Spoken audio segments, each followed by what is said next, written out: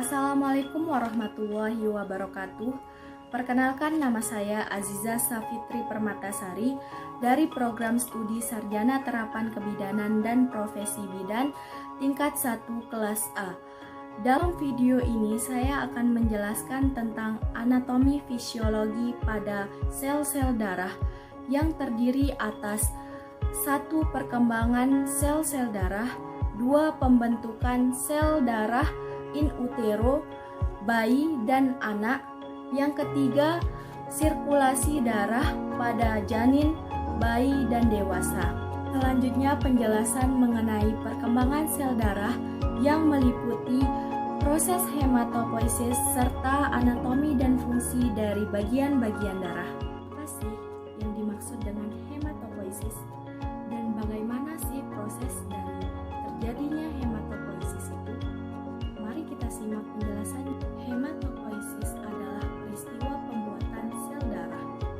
Sel darah yang dimaksud adalah sel darah merah, sel darah putih, platelet atau trombosit, atau biasa yang sering kita dengar dengan keping darah. Jadi proses hematopoiesis atau pembentukan sel darah dimulai dari sel induk, yaitu stem cell. Sel induk ini kemudian akan melakukan diferensiasi menjadi dua seri, yaitu seri myeloid stem cell dan seri lymphoid stem cell. Pada seri myeloid stem cell akan melakukan perkembangan yang berbeda, yaitu erythroblast, myeloblast, monoblast, dan megakaryoblast.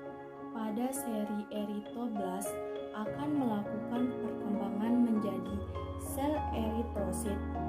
Kemudian pada seri myeloblast akan melakukan perkembangan menjadi promyelosit dan kemudian akan berkembang menjadi myelosit.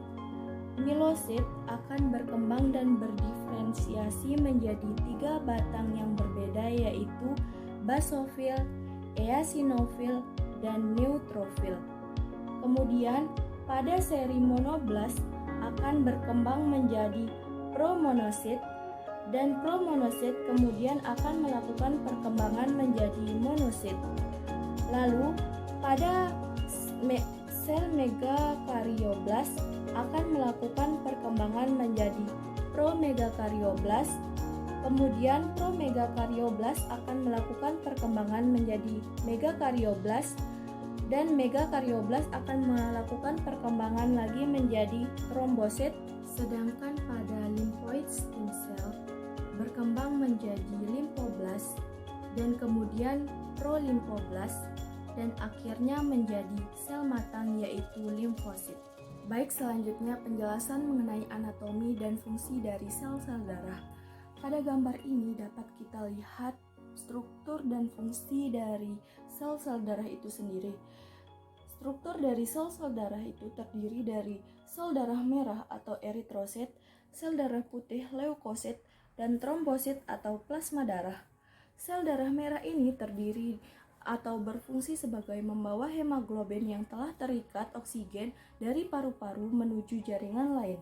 Pada sel darah putih, yaitu leukosit, berfungsi dalam menjaga kekebalan dan pertahanan tubuh.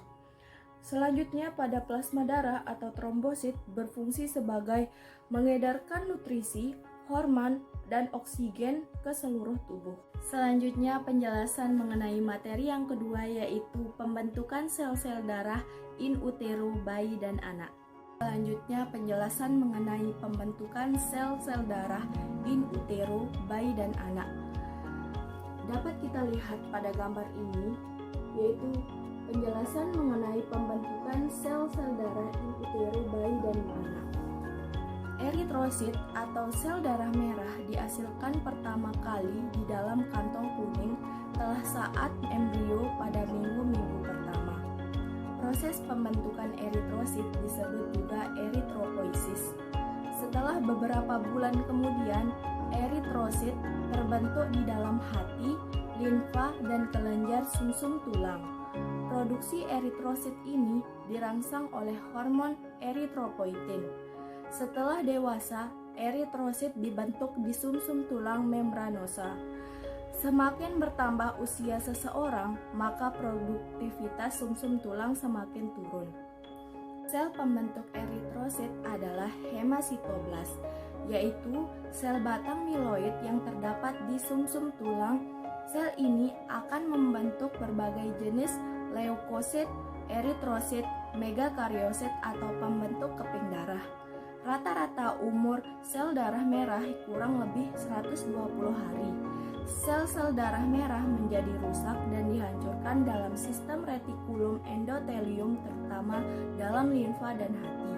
Globin dan hemoglobin dipecah menjadi asam amino untuk digunakan sebagai protein dalam jaringan-jaringan dan zat besi dalam hem dari hemoglobin, dikeluarkan untuk dibuang dalam pembentukan sel darah merah lagi.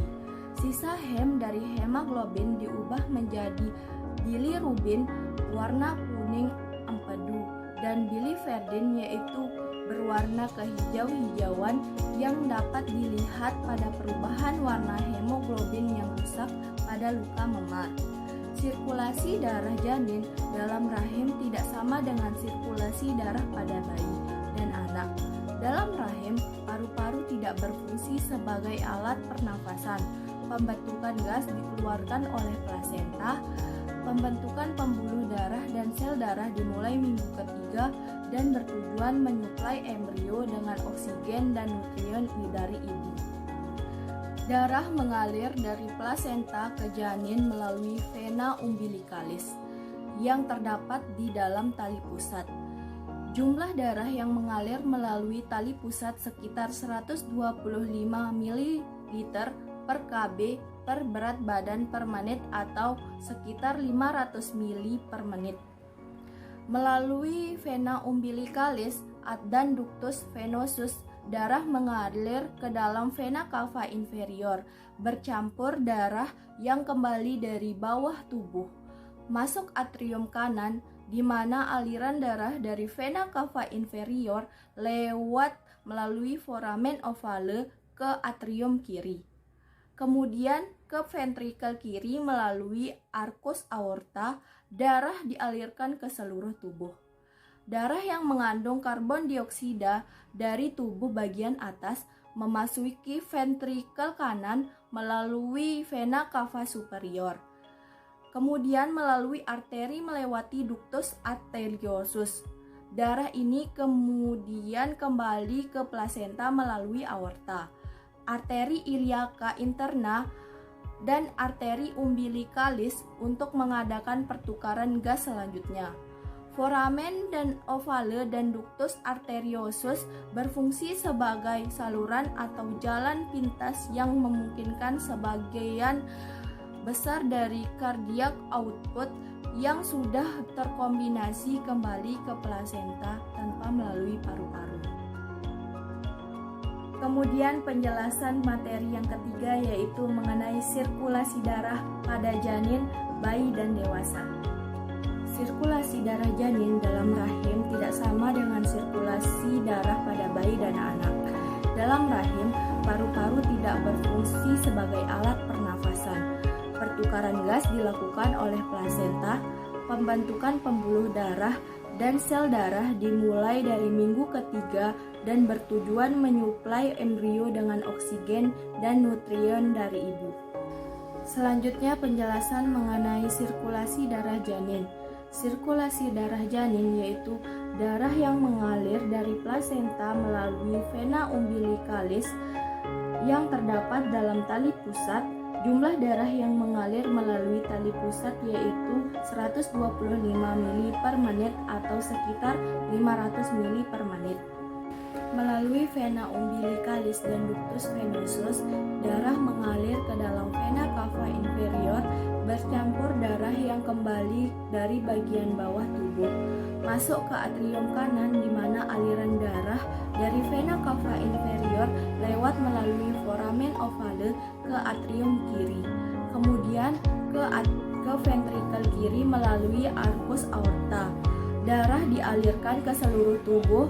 Darah yang mengandung karbon dioksida dari tubuh bagian atas memasuki ventrikel kanan melalui vena cava superior.